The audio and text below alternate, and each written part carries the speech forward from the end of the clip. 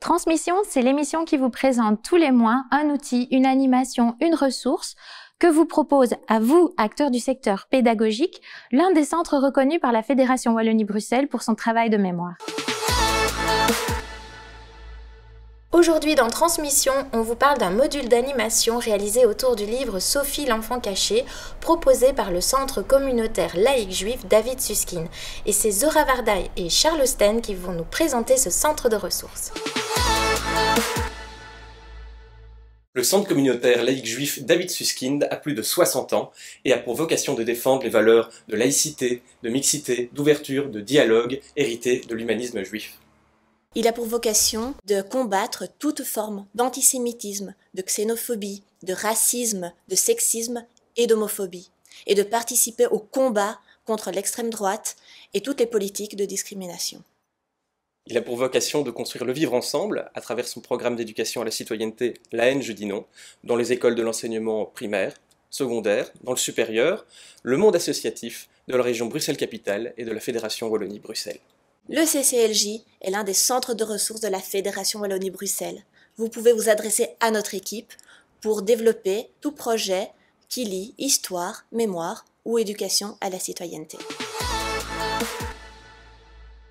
Le livre Sophie l'enfant caché raconte l'histoire vraie de Sophie Rechtmann-Granos, une petite fille juive cachée à Bruxelles durant l'occupation nazie. Ce livre jeunesse a été conçu dans le but d'aborder l'histoire de la persécution des Juifs en Belgique occupée, avec des élèves de 10-12 ans à travers les yeux d'une fille de leur âge. Afin d'exploiter ce livre jeunesse, nous avons développé un module de 3 animations que nous donnons dans les classes. La première animation s'intitule « La valise de Sophie et des élèves ». Les élèves sont invités à apporter en classe un objet qui parle d'eux. À travers ces objets, nous questionnons la notion d'identité. Lors de discussions à visée philosophique, l'élève est invité à prendre conscience de la complexité de sa propre identité et à envisager l'autre dans toute sa diversité. L'animation se termine par la découverte des objets de la valise de Sophie. Un portrait d'elle petite, une corde à sauter, une recette de cuisine, autant d'objets qui vont révéler quelques facettes de l'identité de Sophie Rechtmann-Granos.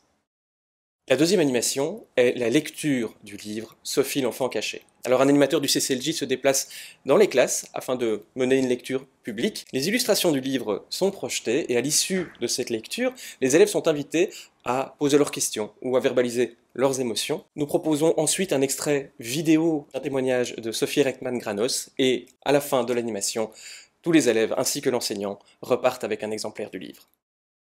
La troisième animation s'intitule « Sophie jouer pour mieux comprendre ». À l'aide d'un jeu de plateau, les élèves sont invités en sous-groupe à répondre à des questions sur les textes du livre. Les différents événements abordés sont illustrés par des photos et des documents d'époque.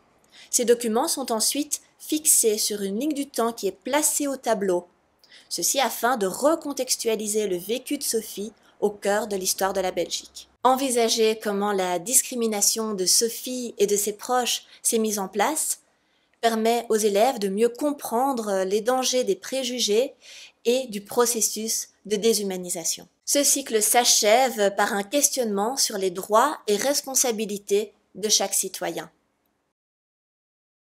Nous nous déplaçons gratuitement chez vous. Pour ceux qui désirent mener ces animations par eux-mêmes, une valise pédagogique sera bientôt disponible. Celle-ci sera offerte à ceux qui suivront notre formation à son usage.